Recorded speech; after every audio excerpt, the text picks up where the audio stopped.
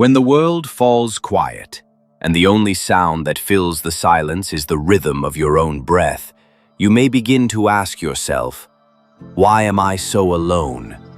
But I would offer this. An empty vessel makes the loudest sound, so they that have the least wit are the greatest babblers. Solitude, my friend, is not a sign of emptiness. It is an invitation to explore the vastness within. In moments of loneliness, your soul is not absent. It is full of thoughts, potential, and truths that you have yet to uncover. When you are alone, do not despair.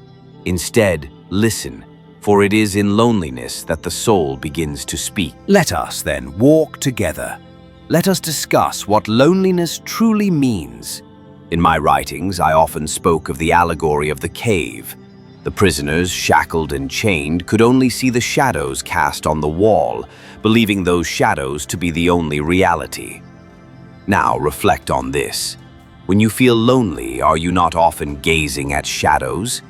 The shadow of a lost friendship? The shadow of a love that has gone? The shadow of people laughing together while you stand apart? But true reality, my friend, is not found in shadows. It is found when we turn our gaze toward the light, toward truth, toward the self. When you feel loneliness creeping in, know that it is not the absence of others that should concern you. The true question is, are you absent from yourself? One of the most profound pieces of wisdom I have shared is this: know thyself. Loneliness is not punishment, nor is it a void to be filled with distractions. It is an invitation to look inward, to explore who you truly are. Solitude is a space where you can discover the depths of your thoughts, your desires, and your true nature. Ask yourself, have I listened to my own heart today? Have I questioned my own beliefs? Have I sought the truth that lies within? An unexamined life, I have always said, is not worth living. So when you are alone, understand this. You are not abandoned. You are being called to reflect, to understand, and to grow. Solitude, embraced with wisdom, is the soil where your soul's greatest wisdom will blossom. I have taught that the soul is immortal, and it has seen truths beyond this physical realm. It yearns to reconnect with the eternal truths of the universe. When you feel alone, ask yourself this: is your loneliness a longing for people, or is it a deeper yearning for purpose? Is your solitude an absence of others or a presence of self? As I have often said, the greatest good for a man is to discuss virtue every day, for the examined life is the life of the soul. Your soul, if you will, is never truly alone. It is connected to the eternal truths of existence. So in your solitude, spend time with your soul. Reflect, write, read, walk, or simply sit in silence. Let these be the companions that guide you. Though I valued friendship deeply, I warned against superficial relationships that only serve to distract us from our higher purpose. True friendship, in my eyes, is the bond between souls that share a commitment to truth, to virtue, and to wisdom. Such a friendship lifts both individuals toward greater understanding.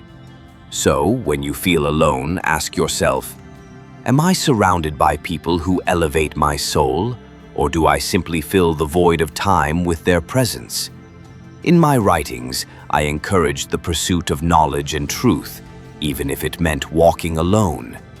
It is better to walk the solitary path toward wisdom than to follow a crowd into illusion. There is a love that transcends the physical, a love that is rooted in the pursuit of what is good and true. It is called agape, the love of the soul for the divine and the eternal. This love begins within oneself. To love truly, you must first love yourself, not in vanity or selfishness, but in the sense of nurturing your virtues, your intellect, and your spirit. As I once wrote, love is the name for our pursuit of wholeness. So when you feel lonely, Recognize it as an opportunity to pursue wholeness, to love the person you are becoming, and in doing so, to draw others toward you who share in the same pursuit. Loneliness is not your enemy. It is a teacher. Loneliness is not your enemy. It is a teacher. You are not forgotten. You are not unloved. You are simply being called to return to yourself, to know yourself, to love yourself, to elevate your soul toward virtue. In those quiet moments when loneliness feels overwhelming, remember this: be kind, for everyone you meet is fighting a hard battle, and this includes yourself.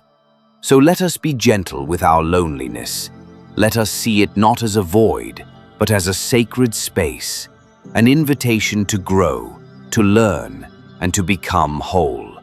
And when you feel most alone, know this: I am with you, and so is the wisdom of ages. Together, we walk the path of the soul. If these words resonate with you, share them with others who may need to hear them. May your loneliness become the lantern that lights the way toward wisdom. Until we meet again, walk the path of truth.